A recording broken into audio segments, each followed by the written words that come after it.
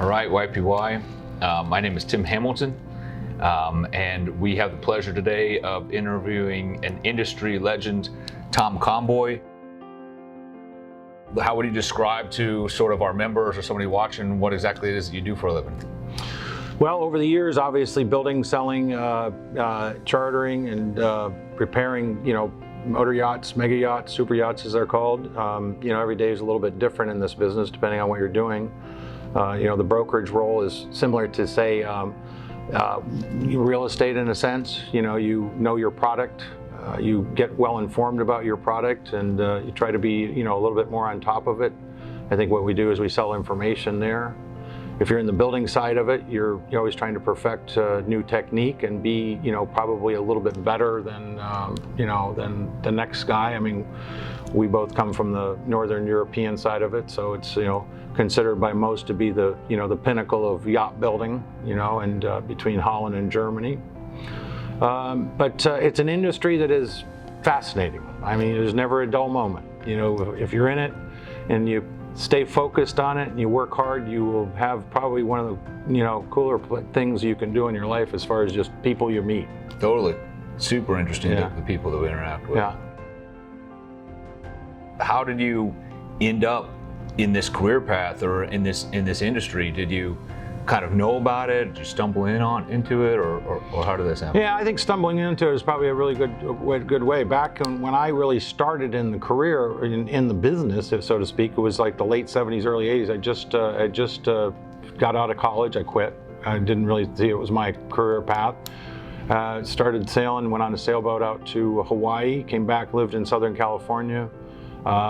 And really started by crewing and working my way up through to running boats, and it was a great way to travel. You really didn't think of it as a career because it wasn't at that time even a career. There wasn't really any brokers. There was a handful of them. There was Ardell and Joe Bartram and Right. Julian Elfenbein and David Fraser, and there literally was maybe 8 or 9 yacht brokers at the time. And so at the early days, that's really what it was. And then it just kind of evolved, year after year. Yeah. So you eventually ended up, many years later, you were just saying you were a project manager at one point. You came ashore. And you ended up owning a shipyard. So yeah. So what I did was kind of ran boats until the mid 80s, around 85, 84, 85, and then I transitioned went to work at Directors in Mamaroneck, New York. And at the time we were building a lot of the racing sailboats, famous boats like Stars and Stripes that won the '87 Cup, Boomerang. Director, though, we know the Director that's here in Fort Lauderdale, but Director was at one point up there. Still is. Yeah, still up. Still is. That shipyard Yeah. They Bob Director started the yard in the either late 40s or mid 50s. Paul Director still runs the facility. They're building up there still, or is they? Oh yeah. They do a lot of. They do a kind of a crossover. It was mostly yachts when we were there, racing boats. I mean, a lot of like I say, Boomerang, Obsession. Right. It was a steady diet of the sailboats at the time. Sparkman and Stevens was a mainstay because they're located in New York City and Manhattan. We built some boats up there, Mitsia, which was a Sparkman and Stevens boat, Lady Francis, which was one of the first water jet boats. Yeah. We serviced at the time in the late 80s, there was the first time that the Camille water jets came out. And funny enough, the companies that were building these boats at the time were Christensen did one, Heeson, believe it or not, some years later, that's when I first met Franz Heeson, was in the late 80s. And Director, and down here, Denison. Was building the water jets. All shallow draft. Shallow draft, and pretty unique. And then from there, transitioned to stayed in the shipyard business most of my career. Had a shipyard, partners with a shipyard called Windship Trident, Kiwi Boats, which was in Tampa, Florida. And the people there was an early crowd: Jim Barillas, who now runs the yard in Savannah, Gary Carlin, who's in aeronautics. We did a lot of high-tech composites. Ron Holland. The designers we were working with then, it was like Bill Tripp and Don Starkey were on a 104-foot sailboat, to give you an example. So what size boats were you, just so we get the context, in the 80s, what size boats were y'all building? And well, we weren't doing anything beyond, at that point in time, beyond about 110 feet. And those were big huge boats. Those were huge boats. So like it was, if you know, I always hear the stories, of course, this is before I was in the industry, but you know, if you pulled in town with a 100-footer, you know, they were like, well, I'll give you that thing. It's a monster. A great example was a boat called Tropic Sea, which is still here today. It was built in '87 with Franz Hasen and Blas Caceres, and we would come to the Fort Lauderdale Boat Show. The Fort Lauderdale Boat Show at the time, the boats were alongside at BMR. That's showed really? Yeah. So you know, the yards that the United States had were in the late '80s. Christensen had just started. Delta didn't exist. It was Palmer Johnson, director, and Broward. And Broward was the biggest in the world. Yeah. I mean, Broward was bigger than anyone. I mean, and Fedship was just, you know, they had well established, and Abiking and Rasmussen was actually building sailboats and just started with some the Silver Chalice was their first kind of big power boat. So there wasn't a lot. There wasn't any. I mean, Benetti obviously was there, and but people built regionally. You know, you didn't have a lot of somebody buying other than Fedship. You know, there wasn't a lot of people would go to Europe and buy a boat. So if you're from the southeast, you buy a Broward. Yeah, if you're from the northeast, you bought a Christensen. No, if you were in the United States, you'd buy from probably an American builder. Right. You know, primarily. Sure. And if you were in different countries, you kind of stayed there because we just didn't have the ease of travel and communication and all the above. So when y'all set up that shipyard in Tampa, was there a niche that you saw there, or what was it? Kiwi Boats had been the predominant racing sailboat builder, with manufacturing in St. Petersburg, in England, and also in Brazil. Right. And they built a lot of very famous racing sailboats. The most famous one is a boat called Imph, which is kind of like held every record. These were boats in the 40 to 50 foot range. Windship had just kind of gotten their legs building more of a custom sailboat, and Trident, we came down with kind of the powerboat end of it. So the company became Windship Trident, and so was there for a few years and got an amazing opportunity with a company called Intermarine. Intermarine was owned by an Italian company called Ferrucci Mott Edison. Ferrucci Mott Edison, most well known was that it's the second largest company in all of Italy at the time, second only to Fiat.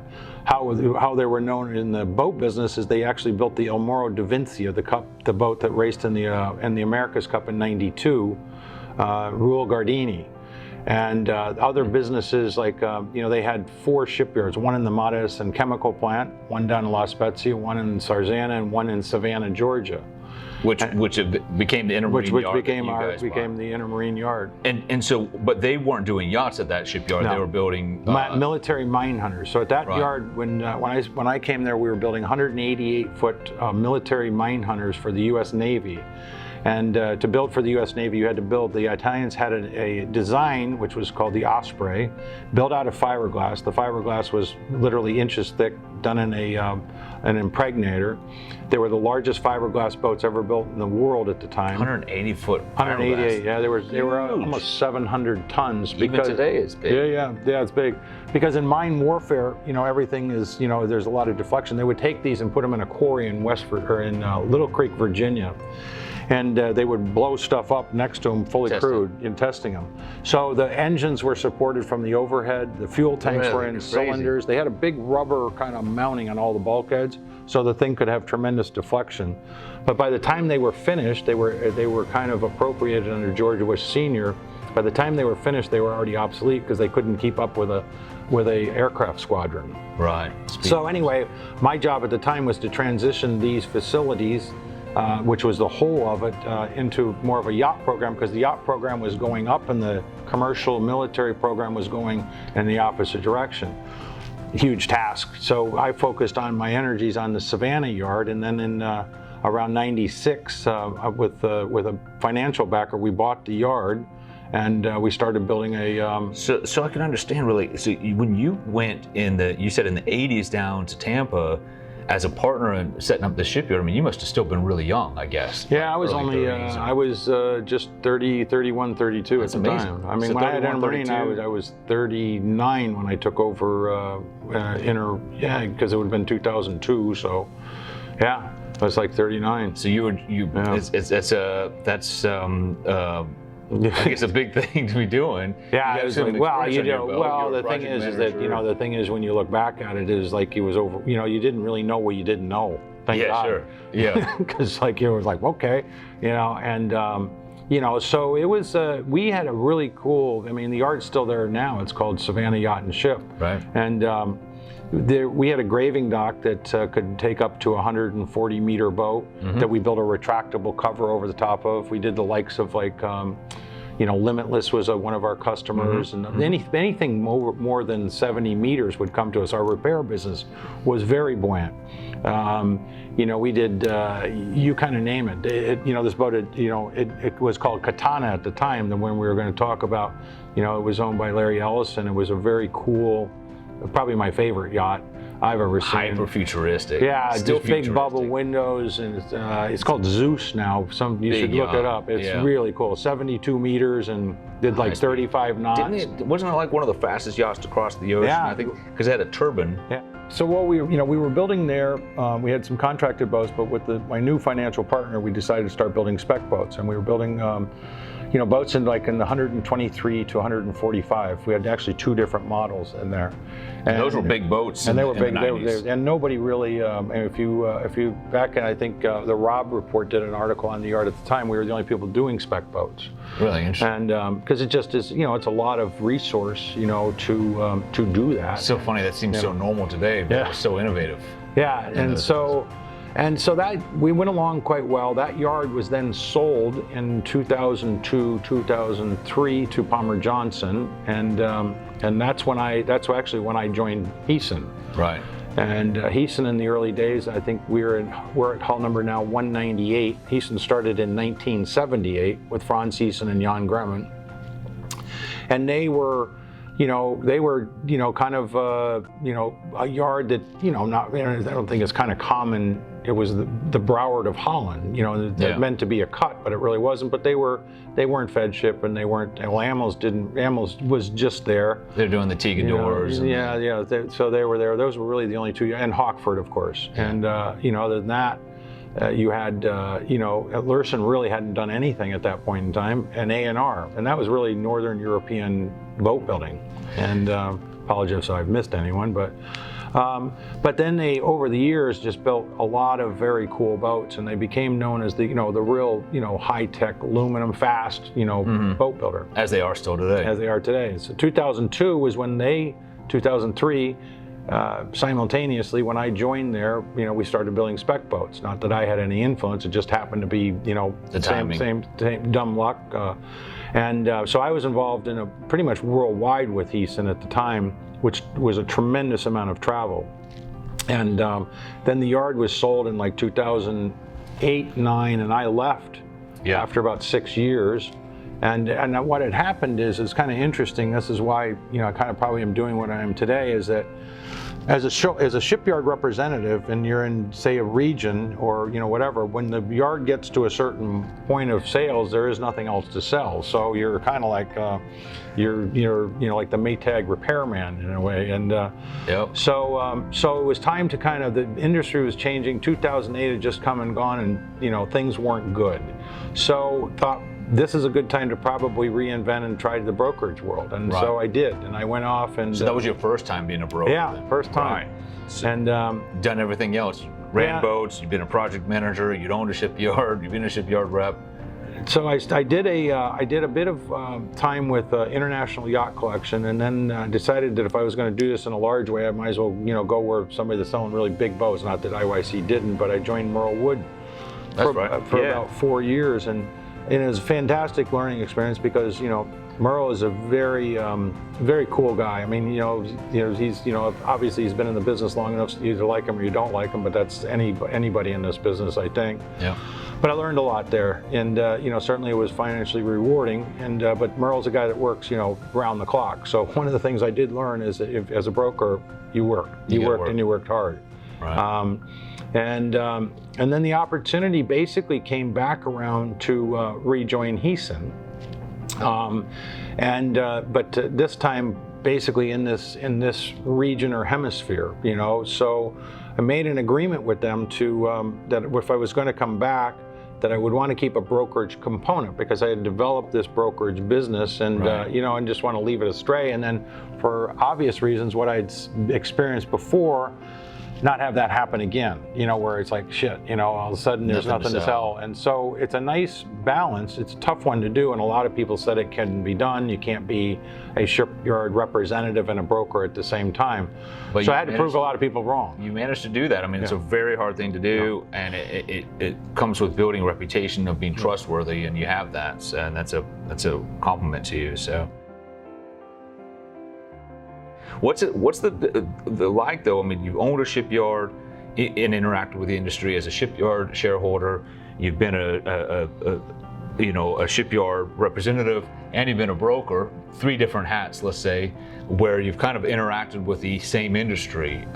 What's it like in each of those roles? Pretty different. I mean, obviously, as a shipyard owner, you have the press is much more kind to you. Right. You get taken out to dinner a lot. Right. And that was a time when print advertising was a lot bigger. But you just treated so much differently because, I don't know if just, the people view you. Broker is probably the hardest thing, and it's unfortunate because a good yacht broker really is a good person. I don't know if good person is the right word, but works hard. Yeah. You have to know bring a lot lot of value to the deal. The one thing I can tell you about being a broker and a shipyard representative is relatively easy because you know your product line. Now, what's difficult about that is it's a lot more steps in the process, because you sell a boat, to get to sell the boat, as you would well know, sometime will take you a year or 2 years or whatever the period of time, and then you're in this marriage all the way through to the end of it, and then even after sales. So it's really a long-term thing. Mm-hmm. Whereas as a broker, you sell a boat, unless your company is managing it and chartering it, or you lose kind of touch with the guy pretty quickly. A few you hang on to, but your knowledge base as a broker has got to be so much more vast, especially the variety of products that you're dealing with. You got to really know. You got to know, and you got to know values. You got to know, is this a good yard? Is this a good design? Is that a good engine? Is it, what are the? You got to know a little bit about law. You got to know a little bit about flagging. Right. You got to know a lot of different things. You have a lot of experts now that you go to, but you have to be able to talk fairly intelligently on most levels, because you're sitting, as you get in, you see this with captains, their representatives, and a lot of these owners today are pretty astute guys, so you can't really bullshit your way through it. Yeah. It's a little bit different, but I think the worst treatment you get is a yacht broker. People, they walk in the door, they don't want to see you. Yeah. So it's different. For our young professionals, we want to look at a little more about your guidance you have for a young professional, maybe that's just getting started in their career or a few years in. Let's start with yourself. If you could give yourself advice as your 22-year-old, just coming off of boats, maybe you ran boats for those first 5 years, and you're coming ashore, what would be the guidance you'd give yourself? What do you know now that you wish? Well, I think a few things. One, if you're a boat captain and that's your career and that's what you want to do, then do it and do it really well. But you have to start to focus, because after you say pass over 50, no matter how good you are, unless you're in a program or running something very big, people tend to stop employing you. Mm. And I've noticed that I have a lot of friends that are just really good people, and they struggle. If they lose a job, or you don't lose a job, they everything has a shelf life, especially running a boat. Yeah. Specifically on that, I always tell young captains, have a plan. And being a broker is not necessarily the plan, because it's like people think you become a broker and money flies out of the sky. It doesn't. It's a hell of a lot of work. Job. It's tough. It's a tough. There's 95% rejection. So if you got thin skin, don't do it. There's a lot of really cool businesses in the yachting business. There's so many different things. I think that. It's endless in this. South Florida is a hotbed for it. I mean, this whole town supports of the yachting business. Guidance is, be straight, be ambitious, be outgoing, stand up, don't look at your iPhone, shake someone's hand, look them in the eye, do old school kind of things, because you will stand out. Because everybody, I think, during the COVID era and even before, and the invention of the iPhone has really made people a little bit introverted, and I think that you got to have, having a personality, and not everybody does, but a big personality, just sincereness to your way approach. about you. I'll tell you, that advice is interesting to hear you say that, because my perception of you has always been that you're a straight guy, and this isn't a knock on anybody else, but unfortunately, that's not the case for everybody in our industry, or at least sometimes people have the reputation of that being that way. So that is something that you are especially known for, and I think is a big part of your success. So that's really interesting. Nice to hear. Well, actually, in a way, it's hard to explain it, but in a way, I'm not really your competitor, but in a way, we have the same job at different No, it's shipyards. very true. Well, it's very true. So that is your... Actually, I'm your feeder. Yeah, exactly. In a way, if I'm lucky. Yeah. When you're looking to hire someone new, maybe a young person, you've got a member of YPY working for you now, at least one that I know of. Mm-hmm. What are you looking for? What qualities? Well, I mean, if you're speaking about Lauren, she's like the epitome of what you would look for to hire, and just hardworking, dedicated, into the job, just ambition, and drive. I think is probably the two things. Don't wait for things to come to you. Go to them. Mm-hmm. How have you managed to develop personally and continue to learn to stay relevant, and also to be able to transition to sort of some of the different steps in your career?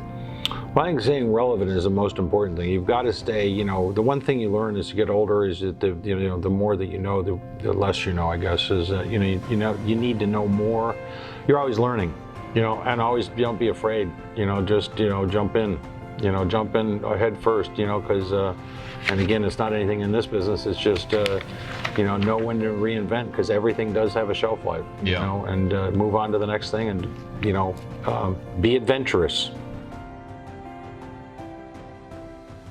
Are there professional lessons that you've learned along the way? I mean, there's probably a lot of them, but a couple that come to mind that you'd say, hey guys, these are principles that I've built on. One you said was just be straight.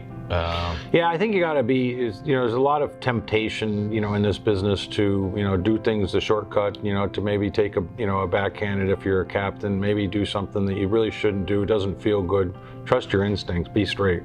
Your reputation it's a small, put it in perspective, and this is a really interesting statistic. Boats over 80 feet in length in the world today are less than 1,000 for sale. Okay, so put that in perspective. In Broward and Palm Beach County, there's these are obviously high-end things. So this industry is pretty darn small. Yeah, it is. And if you think you can kind of, it has ears, and you don't do anything without it known. Mm-hmm. And your reputation is everything. I mean, it truly is. Your handshake, it's there's contracts, there's everything, but your reputation is the only thing that's going to carry you all the way through. Be straight, do things the right way, do things the way they're supposed to be done. That's really good advice. What do you see as a yacht industry? I mean, you were saying back in the 80s and the 90s when you were building boats as a shipyard owner here in the States with Intermarine, y'all were building 100-foot boats, and those were huge. You pull it into the Fort Lauderdale Boat Show, and a 100-footer, 105-footer was the biggest boat in the show. What do you see happening in the next 20 years? Where are we going as an industry? The biggest thing you'll see in the next 20 years is more advancement in the propulsion end of things as far as the manufacturing of boats. I think that the battery technology, when it comes, and it is coming, it's not there, it's not here yet, will really change everything dramatically. Design is evolving. We're seeing, sometimes it's a little too far out, but the design will continue to evolve to get more. I don't know. It'll evolve into something more flashy. Maybe not the right word, but I think the technology of how things are going to be built and powered is going to be the biggest change. I think the business side of it is going to get, I think you're going to see less, say, transactional brokers, because the internet does a lot of your homework. Yeah. You don't necessarily need to call, it used to be, you'd have to call because you had a fax, and FedEx wasn't even around. I mean, I remember we were sending it directors in 1988, and we looked at this thing coming out on the fax machine and twirling around. We're like, wow. And so your communication with your customer was he had to count on you, because there's no way he would know. So the thing when you see the customers today is that when they call you about a particular boat, they're pretty well versed, and especially if it's a smaller production boat, they're pretty well versed on about everything that's around. They can probably tell you more about that boat. Right. So biggest changes are going to be, I think it's going to become less people in the transactional end of it, more people in the service end of it, because of just there's going to be more boats. There's bigger boats, so service end of it's going to grow. Propulsion is going to change dramatically. I think that's going to be the coolest thing. How about the way people use boats? Well, I think that the cruising grounds are pretty well established. I don't think that's going to change a lot. I think we'll see more Asian customers. That'll be good. Because the Asian, the current generation now is educating their children. The next generation that's coming. Cruising grounds are going to stay the same. I mean, South Pacific's beautiful, but infrastructure, and 20 years from now, the infrastructure isn't going to change a lot in a lot of the South Pacific islands. The Maldives is very cool. Phuket is kind of the place the hub in like in Thailand and that area. Singapore, New Zealand and Australia. Australia's opening up and relaxing their rules. But the Caribbean and the Mediterranean and Croatia and that is still going to be the main cruising ground. Adventurous people going up into Norway and places like that. And, do you expect that people will continue to build yachts, buy yachts, own them, or will there be, you talk about gig economy, our generation and younger generations not owning things as much but renting them? Is that what do you well, it's translate into? It's an interesting one. Although the ultra high net worth population is growing, we've kind of plateaued a bit in our business, and I think there's a few reasons. It's cost of ownership. Even though these people have a great deal of money, it's getting real expensive to own a boat. Sure. One of the biggest problems is crew. I mean, with MLC coming on, I mean, certainly created a lot of management jobs, but it unionized crew. And if you're a guy writing a check, and you're using this boat, 3 or 4 weeks out of the year, and you're writing a check every month, you kind of get, wow, what am I doing this for? So charter, I think, will continue to grow if they don't regulate it into the ground. You're in the build end of it. You know how the regulations have slowed us and hurt us with, things that are, some are necessary, some are not. MCA, MLC. I mean, we have acronyms after. We're becoming like the aircraft business. As far as the way we have to build stuff. Yeah. Some of it again is necessary, but a lot of it isn't. Right. So it's truly something that's somebody that buys a boat, it is the one thing that they have, it's not money that they're looking at. They're not asking the question, how much? But when they start to see just money pouring out where they see it being ridiculous, they're going to... Is this worth it? Is this worth it? Is this really worth it? It's a challenge in a way for us as young people to make it. It's something that I discuss with people I always work with. Yeah. We got to remember to keep it... to keep it worth it, right? Yeah. As soon as it becomes too much of a hassle or too expensive, you just say, hey man, they're gonna got to keep it fun, because the thing is that they don't need to do this. I mean, this whole industry is, you've got to keep these people entertained, having fun. Don't bring, say this to young captains, don't bring every problem to the boss, solve them. Yeah. Because you're going to burn the guy out. Totally. We see it in the shipyard. You see it. You see really good project teams that come in to build, and you see ones that aren't. The ones that are, were like, look, boss, I banged everybody over the head today. Look how good I did. It's not the way to do it. Didn't make friends. You don't make friends, and you don't get the best boat out. Yeah. But anyway, I think that's the biggest thing is that the technology of, I think the most advancement we'll see is propulsion. And hotel load, I guess. Yeah, alongside that. yeah. I think it's going to be fascinating to see where it goes. How that goes. You know. Thom, of all the boats that you have either sailed or project managed or built at one of your shipyards or brokered, all the yachts you've been involved in, is there one that really stands out to you as maybe a favorite, or maybe just a super special boat you've involved? I think the one that we used to service up in Savannah was a boat was built as Echo, and it was Martin France's. It was 72 meters, so it's around 240 feet. It was kind of a destroyer style hull, built by Blum & Voss, and it had these beautiful, like, rounded kind of windows. It's now, I think, called Zeus, if anybody wants to look it up. Legendary. And it is just a cool, just a timeless type thing. And the most interesting thing is that in Martin France's office, the young designer that actually penned it was Espen Owen. Espen, who did this exactly this boat. Still around, a legend. So it's young at heart, still Espen. Yeah. So that's probably a boat that's that just cool. that's a boat that just had turbines, right? Yeah, it had single turbine and 2 diesels. I think they called it a Codog system. Again, on that same lane, do you have some good stories? I'm sure you've got lots of them. Maybe they always say whenever you retire, you can write your book. Yeah. But do you have any ones you can share with us? Really good client story, or funny, or maybe really interesting? I'm sure you've known a lot of big characters, big personalities. A lot of different ones, that's for sure. One guy that comes to mind, it was a man in his 70s, came and built a boat with us in Tampa.